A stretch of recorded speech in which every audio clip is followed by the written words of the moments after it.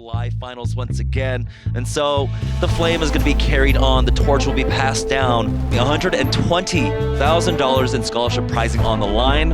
All of these teams are already in the money. So from here on out, we really weren't sure if we were going to make it in the top 8 nor top 4 until Malibuya during the weekend of the top 8 and top 4 absolutely just crushed it.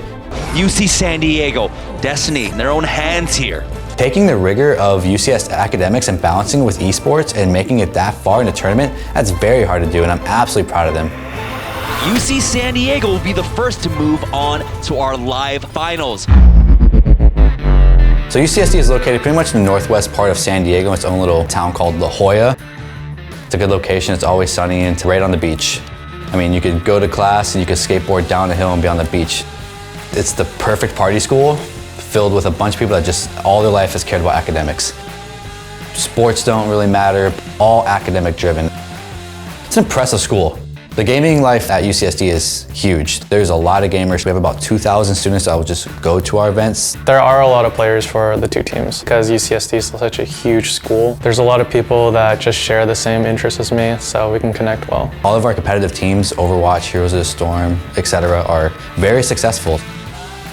The UCSD Overwatch team has been playing together for a little over a year. 7 very talented players. Our strengths, I think we have amongst the collegiate scene probably like the top spots in about every single role. And our Overwatch team is always like in the top 4 or top 5 in the nation as well. But teamwork is definitely like our biggest struggle because we have like 6 people that are like very mechanically skilled, but none of us really know how to work as a team. Like we can't even predict what we're gonna do. Sometimes it just happens. We don't even know how it happened. To win this tournament, we definitely have to value teamwork. These other teams are very good, they're practicing, and teamwork is definitely the most valued component of this entire tournament. The team practices at home. Each of them are at their individual computer. We get on our own communication. It is definitely a challenge to not be in the same room. And playing on this live final stage is gonna be huge. It's not the same as sitting in your room at all. It's when you have a bunch of people looking up at you, you have a big screen above you, and you have the atmosphere, it is a big deal. But when it's in the heat of the moment and it's time to make that critical play, they do bring it together all of a sudden. I mean, we've made it to top 4 in the country, so something's working, right? UC San Diego with a 3-0 victory up against Utah. Congratulations, UCSD. Into the top 4 live finals. 350 schools are competing for their share of $120,000 in scholarship prizing. Everyone on the team is scary.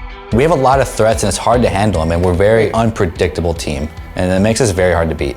Gene, his tag is Malibuya, and we all just call him Mali, but man, he's really good. Sometimes in game he is unpredictable, sometimes he's crazy.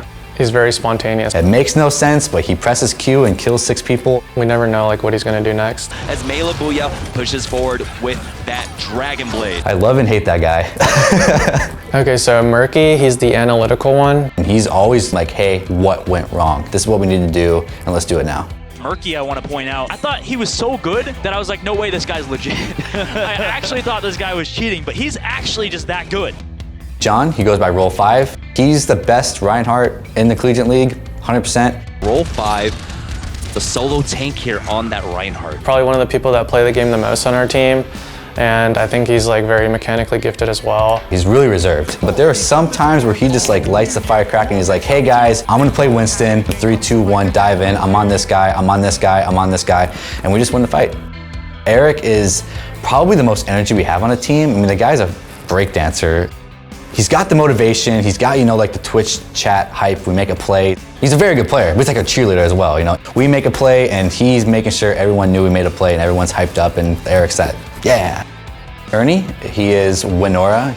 He last year was our tank player, this year he's our support player, he could be our DPS player, he is our flex player. Janora on that Moira doing a lot of work, probably one of the best supports that I've seen yet. He's got a lot of like in-game critical thinking skills, and when he says something, the whole team's like, let's follow. The captain, who's also a DPS player, his name is Andy, he's known as School.